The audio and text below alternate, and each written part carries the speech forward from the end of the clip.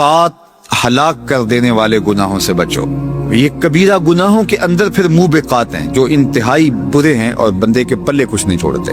ان میں سب سے پہلا الشرک باللہ، اللہ کے ساتھ کسی کو شریک ٹھہرانا۔ دوسرا گناہ والسحر، جادو، یہ دوسرا گناہ ہے۔ اور تیسرا وقتل النفس التي حرم اللہ الا بالحق، اور حرام کیا ہے جس کے قتل کرنے کو اس کو قتل کرنا، سوائے یہ کہ جو شریعت نے ہمیں 3 وجہ بیان فرمائی وہ ایک الگ ہے۔ وَأَكْلُ الرِّبَا، اور سود خوری، وَأَكْلُ مال الیتیم، اور یتیم کا مال کھانا، وَالتَّوَلِّي یوم الزحف، اور جنگ کے دن پیٹ پھیر کے بھاگ جانا، وَقَذْفُ الْمُحْصَنَاتِ الْمُؤْمِنَاتِ الْغَافِلَاتِ، شریف زادیوں پر بدکاری کی تہمت لگانا، نیک خواتین پر گناہ کی، بدکاری کی، برائی کی تہمت لگا دینا۔ یہ 7 گناہ اللہ کے محبوب علیہ السلام نے بیان فرمائے، اور ان میں سے سب سے پہلا گناہ جو ارشاد فرمایا وہ فرمایا شرک ہے۔ تو شرک کی معافی نہیں ہے، اپنے دامن کو شرک سے بہر صورت پاک رکھنا ہوگا، اور اللہ جل شانہ کے ساتھ اپنے تعلق کو مضبوط سے مضبوط تر کرنا ہوگا۔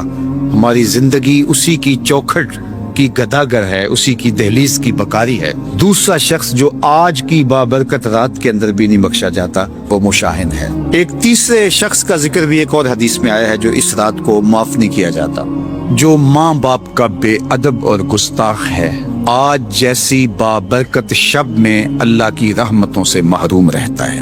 3 شخص ایسے ہیں قیامت کے دن اللہ تعالیٰ ان کی طرف نظر رحمت سے دیکھے گا بھی نہیں۔ سب سے پہلا العاق لوالدیہ، پہلا شخص جو اپنے والدین کو دکھ دیتا ہے، والدین کو تکلیف پہنچاتا ہے، اذیت پہنچاتا ہے۔ اور بھی کچھ چیزوں کا ذکر ہوا، قتل النفس، اگر کسی نے کسی کو قتل کیا، آج جیسی بابرکت شب میں بھی وہ محروم رہتا ہے۔ قیامت کے دن جب اللہ کی عدالت لگے گی تو سب سے پہلا جو فیصلہ ہوگا وہ قتل کا ہوگا، سب سے پہلا سوال نماز کا ہوگا، سب سے پہلا فیصلہ جو ہے وہ قتل کا ہوگا۔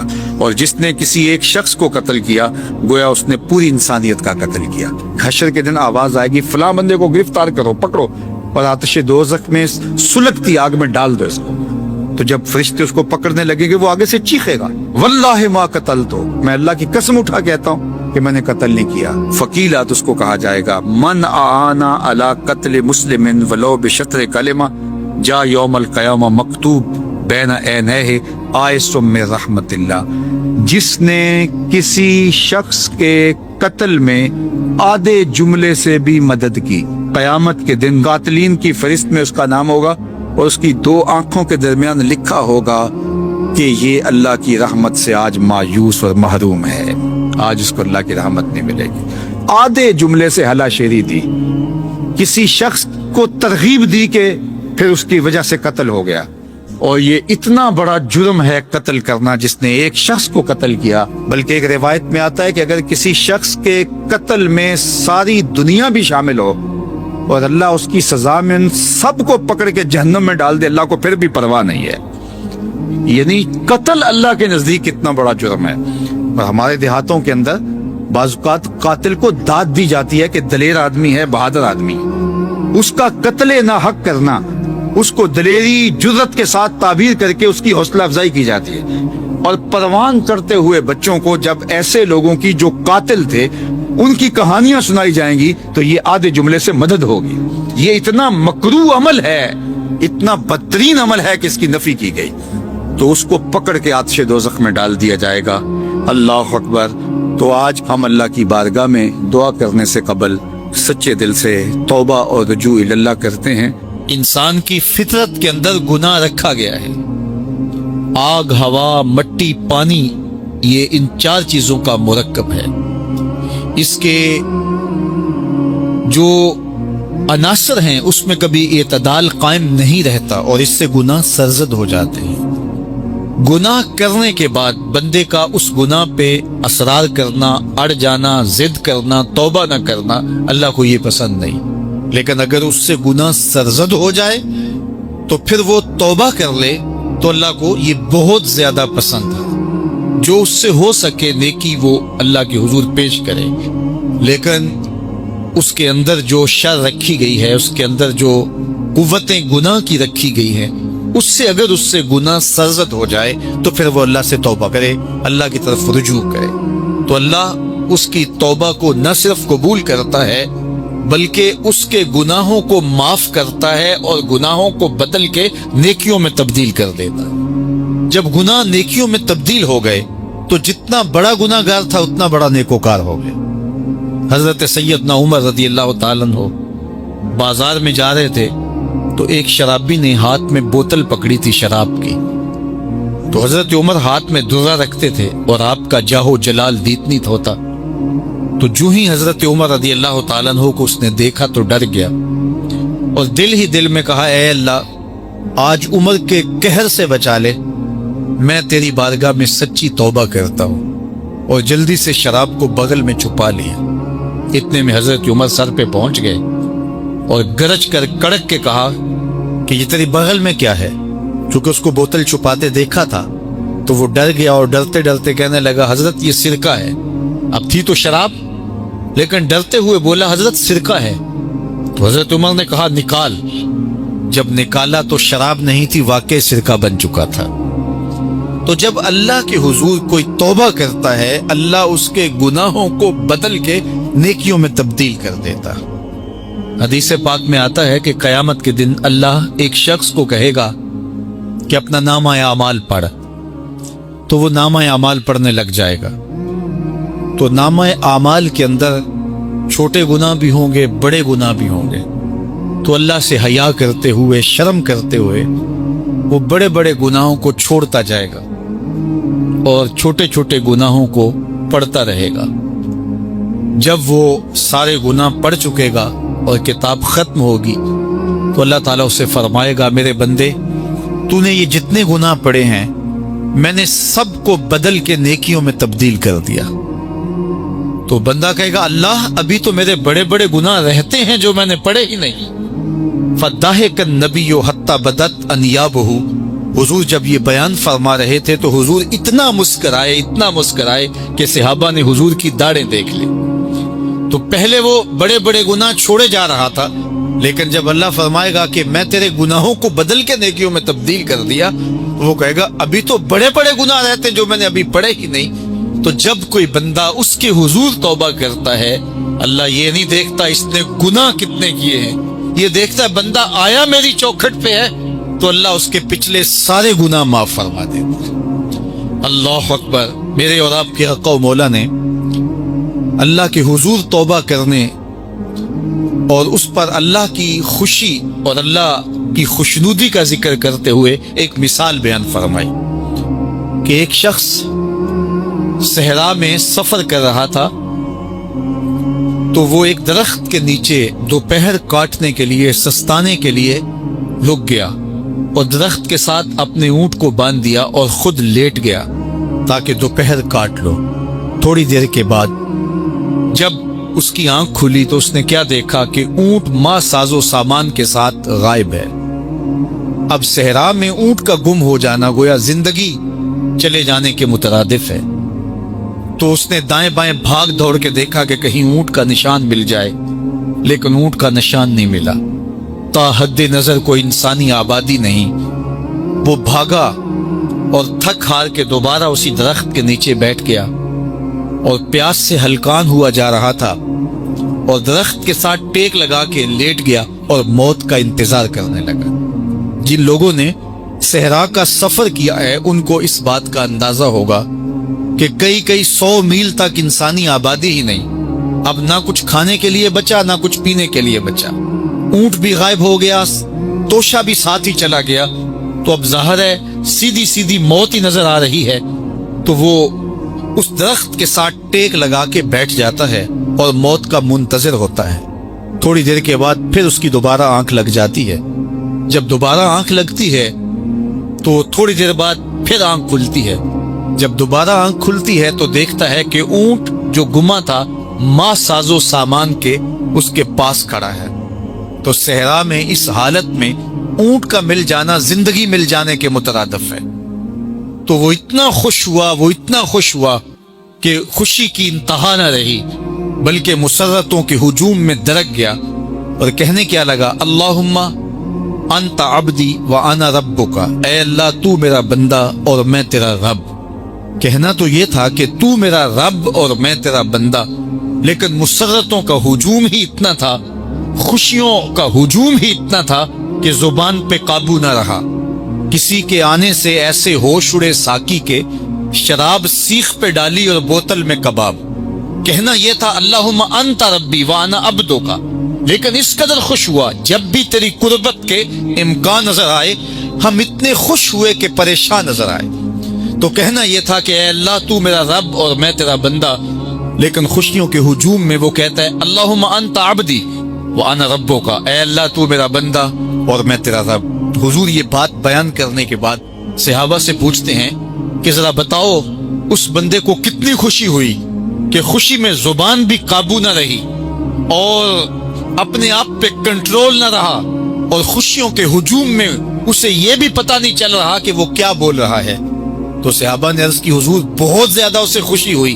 تو میرے حضور نے یہ بات کرنے کے بعد ارشاد فرمایا جس طرح اس کو گما ہوا اونٹ ملا اور اس کی خوشی کی انتہا نہ رہی، تو فرمایا جب کوئی شخص توبہ کرتا ہے اور اللہ کی حضور پلٹ کے آتا ہے، گناہوں سے معافی مانگ کے اس کی دہلیز پہ آتا ہے، میرے حضور نے فرمایا اللہ اس سے بھی زیادہ خوش ہوتا ہے کہ میرا بندہ میری چوکھٹ پہ آ گیا۔ تو وہ یہ چاہتا نہیں کہ میں اپنے بندوں کو عذاب دوں، وہ خود آگ میں چھلانگے لگائے تو اس کی مرضی، اگر گناہ سرزد بھی ہو گیا ہے تو کوئی بات نہیں، معافی مانگ لی جائے۔